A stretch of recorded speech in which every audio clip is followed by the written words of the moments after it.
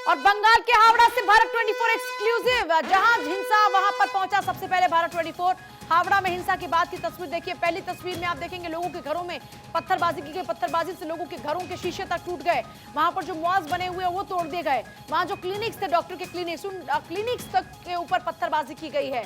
तो लोगों में दहशत इस वक्त है। भारत 24 पहुंचा है एक्सक्लूसिव तस्वीरें आप तक पहुंचाने के लिए।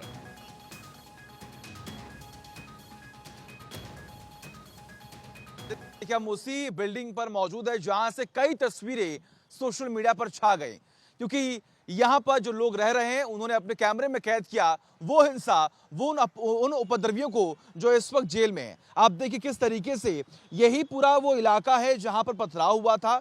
यही वो पूरा इलाका है जब 30 मार्च को रामनवमी को लेकर जुलूस निकाला गया और यहीं पर किस तरीके से पथराव हुआ, ये पूरी की पूरी वही जगह है और ये बिल्डिंग भी वही है जहां पर ये पथराव हुआ। और यहां पर जो लोग मौके पर मौजूद थे उन्होंने अपनी खिड़कियों से उस तमाम उपद्रवियों को और उस हिंसा को अपने कैमरे में कैद किया। अब देखिए, जो हम आपको जिम दिखा रहे थे वो भी आपको यहां से दिख रहा होगा। इस जिम पर किस तरीके से पत्थर फेंके गए और पूरा शीशा जो है वो तोड़ दिया गया। इसके अलावा वो कॉम्प्लेक्स जहां पर कपड़े की शॉप है, आप वो देखिए, वहां पर किस तरीके से शीशे जो हैं वो अभी भी टूटे पड़े हैं और लगातार साफ सफाई का जो काम है वो अभी भी लगातार जारी है। और बार बार लोगों से यह अपील की जा रही है कि धारा 144 लागू है, शांति व्यवस्था बनाकर रखें और खास तौर पर अगर आपको यानी कि आम जनता को कोई भी संदिग्ध व्यक्ति दिखता है तो तुरंत पुलिस को सूचना दें, पुलिस को जानकारी दें, पुलिस कार्रवाई करेगी। और उसके बाद देखिए किस तरीके से फिलहाल यहां पर जो शांति व्यवस्था बनी हुई है वही उम्मीद ये लगाई जा रही है कि शांति व्यवस्था ऐसी यहां पर बनी रहे। और आप देखिए किस तरीके से चारों तरफ आपको एक ही तरह की बिल्डिंग जो है वो दिख रही होंगी और इन्हीं तमाम बिल्डिंग्स में जो लोग रह रहे हैं उन्होंने अपने कैमरे में कैद की थी उन तस्वीरों को जो आज चर्चा का विषय है। और सचिन हमारे साथ जुड़ रहे हैं, मेरे सहयोगी इस वक्त हावड़ा में ही मौजूद हैं। सचिन, अभी वहां पर क्या सिचुएशन बनी हुई है? सिचुएशन अंडर कंट्रोल है क्या? लोगों में कोई दहशत तो नहीं? क्या रूटीन लाइफ वापस लौट चुकी है वहां? बिल्कुल पूजा, देखिए सिचुएशन जो है वो अंडर कंट्रोल है। हालांकि सुरक्षा के एहतियात पुख्ता इंतजाम यहाँ पर किए गए हैं। आप देखिए किस तरीके से यहाँ पर अभी भी आरएएफ की टीम और जो स्थानीय पुलिस है, लोकल टीम जो है वो मौके पर मौजूद है और लगभग पिछले 2 दिनों से ये टीम यहीं पर है और बार बार लोगों से यही अपील की जा रही है कि आप सभी जो है वो लॉ एंड ऑर्डर को बनाकर रखें। इसके अलावा आपको ये भी जानकारी दें कि जो शुक्रवार को और बृहस्पति जो तमाम तारीख थी यानी कि रामनवमी की जो तारीख थी, उस दिन जो भी हिंसा हुई उसके बाद इस रोड को ब्लॉक कर दिया गया था, लेकिन फिलहाल इस रोड को वापस से खोल दिया गया है और अभी अनुमान यही लगाया जा रहा है कि पुलिस फोर्स जो है यहीं पर मौके पर मौजूद रहेंगे जब तक यहां पर पूरा मामला जो है वो अच्छे तरीके से शांत नहीं हो जाता। आपको ये भी जानकारी दे, कई सारे ऐसे शॉप्स हैं जो अभी भी फिलहाल बंद हैं, वो नहीं खुल रहे हैं क्योंकि लोगों के अंदर डर है, दहशत है कि कहीं वापस ऐसे पथराव और ऐसे गुटबाजी जो है यहाँ पर न देखने को मिले। अच्छा तो सचिन, इस हिंसा के दौरान में सबसे ज्यादा प्रभावित हुए हैं वहां के वो लोग जिनकी रोजी रोटी यहां पर ठिये पर चलती थी, लेकिन आज उन्हीं के वो ठिये, वो ठेले सब बंद हैं। अब उनके घर में चूल्हा कैसे जलेगा, ये भी एक बड़ा सवाल बना हुआ है। बिल्कुल, और मुझे देखिए यही सवाल लिए तमाम वो आम लोग भी आज सड़कों पर हैं और बार बार इस बात का जिक्र कर रहे हैं कि अगर तमाम सिक्योरिटी के पुख्ता इंतजाम अगर रामनवमी के दिन कर लिए गए होते, उस शोभा यात्रा के दौरान कर लिए गए होते, तो आज ये स्थिति जो है वो नहीं देखनी पड़ती। हालांकि उनका भी यही कहना है कि देखिए कुछ ऐसे उपद्रवी हैं जिन्होंने जानबूझकर प्लानिंग के तहत इस घटना को अंजाम दिया। जब हमने सब्जी वाले से, रिक्शा वाले से बात की तो उन्होंने कहा कि देखिए ये जानबूझकर पहले से ही पेट्रोल बम, पत्थर जो हैं और ख़ास तौर पर बियर की बोतल जो है वो इन लोगों ने अपने पास रखी थी और उसके बाद यहाँ पर जमकर बवाल हुआ। उन लोगों ने पत्थर फेंका, लोगों को घायल किया और जो दुकानें थी खास तौर पर जानबूझकर उन दुकानों को टारगेट भी किया गया है और ये साजिश रची गई है। और उनका यह भी कहना था कि पिछले 2 साल से कंटिन्यू ऐसी घटनाएं जो हैं वो सामने आ रही हैं। तो जरूरत है सरकार को भी इस पूरे मामले में दखलंदाजी करने का। जरूरत यह भी है कि जो प्रशासनिक अधिकारी हैं वो भी अलर्ट रहे। जरूरत यह भी है कि सिक्योरिटी के पुख्ता इंतजाम किए जाए कि आने वाले वक्त में ऐसी परिस्थिति और खास तौर पर ऐसी जो गुटबाजी है वो न देखने को मिले। पूजा, अच्छा, बड़ा सवाल ये कि कौन है वो लोग, क्योंकि आप लोगों से बातचीत कर रहे थे तो वो लोग कह रहे थे कि यहीं के ही लोग हैं, पर यहीं के रहने वाले लोग आपस में ही ऐसी पत्थरबाजी, ये तनाव की स्थिति, ये साजिश का हिस्सा है, उनको भड़काया गया। अभी कुछ तो हाथ लगा होगा पुलिस के पूछताछ में। देखिए, पुलिस की तरफ से इस बात का जिक्र बार बार हो रहा है कि हमने जांच की है। हमने जो आप देखिए, जो तमाम दुकानें आपको दिख रही हैं, इन दुकानों में कैमरेज लगे हुए हैं, कैमरा लगा हुआ है, और इन्हीं कैमरे में वो तमाम जो उपद्रवी हैं वो कैद हैं, और इन्हीं के फुटेज के जरिए उनकी पहचान हुई है। और जो अब तक जानकारी मिल पाई है सुबह से लेकर अब तक, जो स्थानीय पुलिस है उनका ये कहना है कि हमने कम से कम 50 उपद्रवियों को गिरफ्तार किया है, उन्हें चिन्हित किया गया है, उनसे पूछताछ हो रही है कि आखिर ये साजिश कब रची गई, क्या प्लानिंग थी, और आखिर वो कौन कौन से लोग इसमें इन्वॉल्व है जिन्होंने इस घटना को अंजाम दिया। और बड़ी बात यहां पर यह है कि देखिए किस तरीके से जब हमने यहां के लोगों से बात की तो उनका भी यही कहना है कि देखिए कोई नए लोग नहीं यहां पर आए थे, वो स्थानीय लोग थे जो पत्थर फेंककर इन तमाम गलियों में वापस भाग जा रहे थे। और इसके बाद पुलिस भी एक्टिव मोड में आई और यहां पर भी फ्लैग मार्च निकाला गया था। फ्लैग मार्च की तस्वीरें भी हमने आपको दिखाई थी किस तरीके से टीम जो है, क्योंकि तमाम जो गलियां आपको दिख रही है पूजा, ये बहुत संकीर्ण है और बहुत पतली पतली गलियां हैं। अगर अमूमन कोई बच्चा अगर यहां से गुजर जाए तो मतलब ये हुआ कि अगर तंग गलियों से कोई निकल पा रहा है तो उसका मतलब साफ है कि वो इन गलियों से भली भांति परिचित है, तभी उन तंग गलियों से गुजरकर वो फिर से वापस आकर पत्थरबाजी कर रहे थे।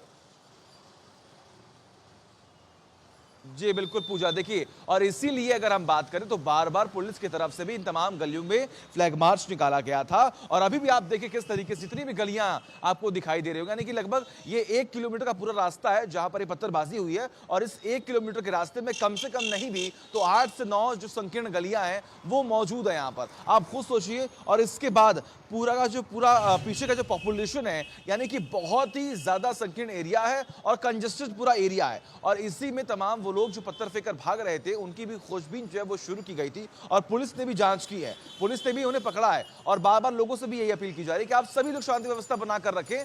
कहीं ना कहीं अगर आपको कोई भी ऐसा व्यक्ति दिखता है तो उसकी जानकारी पुलिस को दें, लेकिन खास तौर पर जो लॉ एंड ऑर्डर है उन्हें बनाकर रखें। हालांकि लोगों का यह भी कहना है कि देखिए जानबूझकर हिंदू मुसलमान की जो राजनीति है वो यहाँ पर की जा रही है और इसे खत्म करने की आवश्यकता है। तो अलग अलग पहलू है, अलग अलग तमाम बयानबाजियां जो है वो दी जा रही हैं। लेकिन बड़ी बात पूछा यहाँ पर यह कि देखिए ये देश हमारा है, ये देश सिख का है, ये देश हिंदू का है, ये देश मुस्लिमों का है, सबका ये देश है। तो जरूरत है कि आम जनता जो है वो जागरूक रहे और ऐसे लोगों को पहचान ले वो कि आखिर वो कौन लोग हैं जो ऐसी घटनाओं को अंजाम देते हैं या उनकी मानसिकता कैसी है, उन्हें तुरंत दरकिनार करते हुए दिल्ली से लेकर अलग अलग जगहों पर अलग अलग राज्यों में हिंसक घटनाएं देखी हैं। CNRC के दौरान में भी हमने देखा था किस तरीके से पत्थर भर के छतों पर रखे जा रहे थे और वहां से पत्थरबाजी हो रही थी।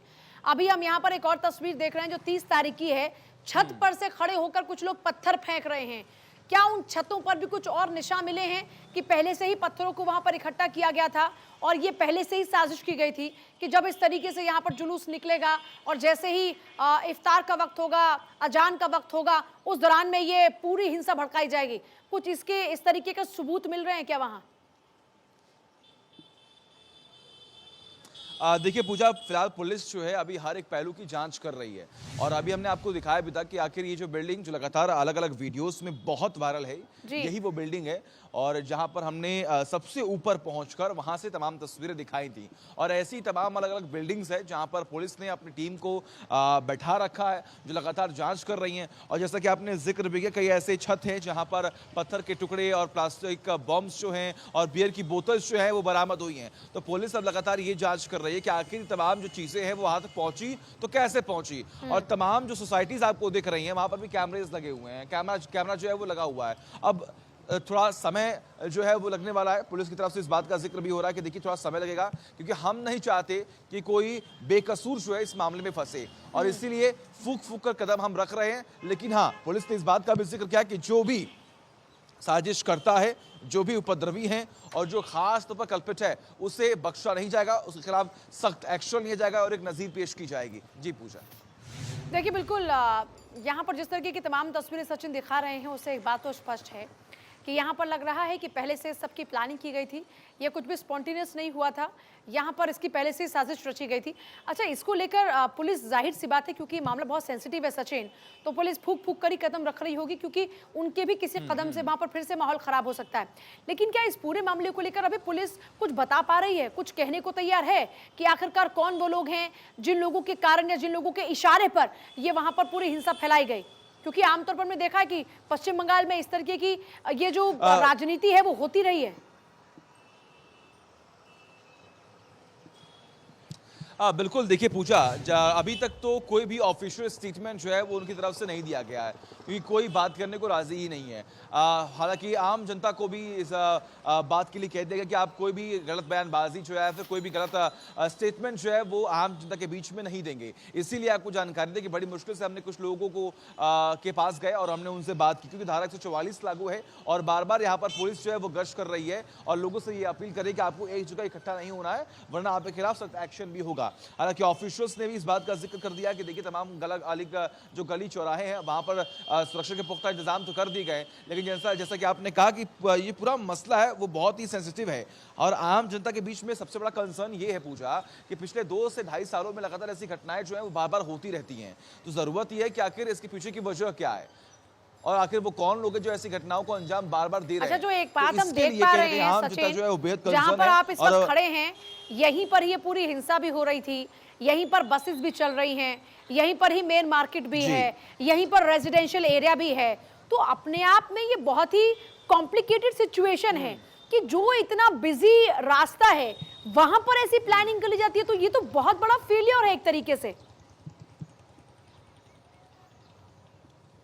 बिल्कुल, और देखिए पूजा, बीजेपी इसीलिए लगातार इस पूरे मसले को बड़े गंभीरता से उठा रही है कि आप खुद देखिए अगर हम बात करें तो रामनवमी का जो भी शोभा यात्रा निकालनी थी इसके लिए परमिशन पहले ही ले ली गई थी और खास तौर पर जो रूट है वो पहले डाइवर्ट कर दिए गए थे। उसके बावजूद भी ऐसी घटना होना ये अपने आप में एक बड़ा सवाल खड़ा करती है कि आखिर प्रशासनिक अधिकारी क्या कर रहे थे। अगर पहले ही परमिशन ले ली गई थी इस शोभा यात्रा की, पहले रूट डाइवर्ट कर लिए गए थे, पहले ही लोगों से अपील कर ली गई थी, तमाम अलग अलग जगहों पर पोस्टर्स लगा दिए गए थे, उसके बावजूद भी ऐसी घटनाएं सामने आती हैं, सवाल तो खड़ा होगा ही। और इसी को लेकर बीजेपी जो है काफी एक्टिव हो चुकी है और सरकार को राजनीतिक तौर पर सियासी बयानबाजियों का सिलसिला शुरू हो चुका है। बहुत शुक्रिया सचिन आपका फिलहाल पूरी जानकारी के लिए।